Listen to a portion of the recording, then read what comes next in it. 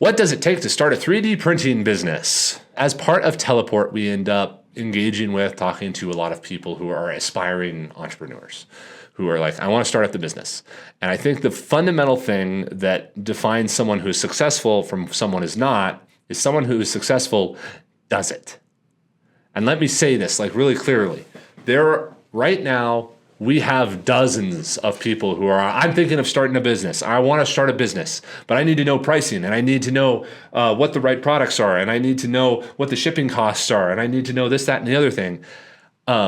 Those people almost never launch because they're so in the weeds around the details of it that they don't actually do it. Whatever your presumptions are, they are going to change.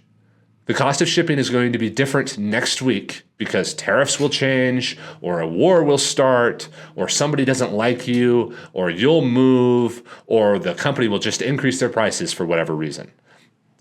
There's no reason to do that. You just have to start taking the hits. What are the right products? You have no idea, and no one else does either. You need to start making products and find out what people want.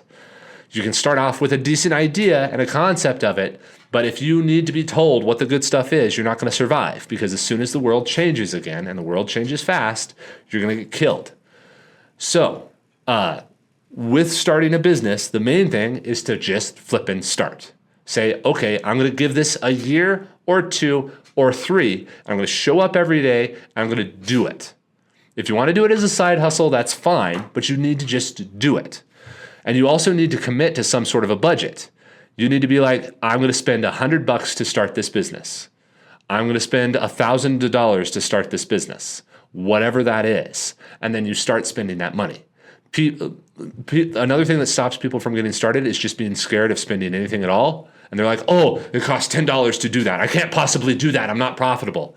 I'm like, if you're not profitable paying for $10, you don't have a business. I don't know what you have, but you're not doing anything at all. You're not even selling on Etsy at that point. For example, an Etsy store. The average Etsy store does $2,500 a month per month throughout the entire year. That's the average Etsy store, which means you have below average and above average. There's a lot of multi-million-dollar Etsy stores out there, and there's a lot of zero Etsy stores out there. As a real core example, the need to start. If your product is good on Etsy, you will see sales within the first week, because Etsy wants to show your product to people who want it. This is what people don't understand. This applies to YouTube too. If you're making stuff for people, the entire internet is built around getting your thing in front of the person who wants it. If your thing does not sell, no one wants it. Literally, if you launch a product and within a month you don't have any sales, kill the thing, move on to the next thing. You have to be very dispassionate about this. So start up the business, find out if anybody wants it as quickly as possible, and then kill it or change or adjust. And you start learning. The biggest thing with business is figuring out how to learn. That's the biggest thing stopping you from growing. That's the biggest thing stopping you from doing sales. Most people don't grow and don't get sales because they don't change and learn. They do the same thing every day, the way they think business operates, of like, I'm going to sit here, I'm going to wait until somebody discovers me. No, that's not how it works. Everybody's discovered you already, and they didn't want to look at you. That's the problem. So don't blame external things. Get started. Get it out there. It's literally free. It's effectively free. You can start a 3D printing business for less than $100. Less than $50. You don't even need a printer anymore. You could literally start a 3D printing business on Teleport by downloading models that obviously 3D print, because they're 3D printing models, upload them to Teleport, create some product listings on Etsy, do those product listings better than other people who got those files. If you don't sell anything in a week, you don't know how to market or sell stuff. So you need to learn how to do that. Or design your thing, get it posted, print it yourself, whatever it was. Literally less than $50 to start a business. If you cannot afford that, you need to go drive Uber for a couple of hours and get it. Whatever it takes to get started. Those are not hard things. $50 is not a big barrier to entry if you're starting a business. Do it. Share it on Facebook. Share it around. Do some sweat work. Like, it's not going to be easy. It's not going to happen. You're not going to automatically sell 1 million things tomorrow. But you have to start and you have to do it. You have to start and you have to do it. And then when it doesn't work, you learn why did it not work? And you learn why it didn't work by doing something else and saying that worked a little bit better or that worked worse.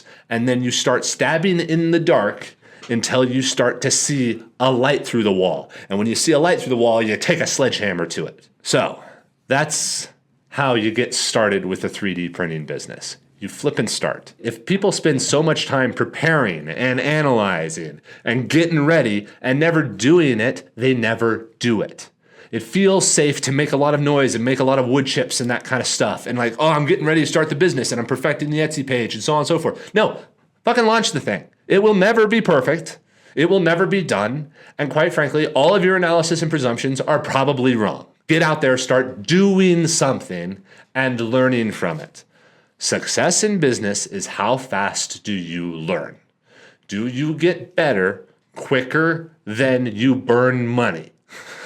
Sam Altman, now the CEO of OpenAI, he had a way of saying this. He's like, yes, the success of the startup is about rate of iteration. How many tests can you do in a day?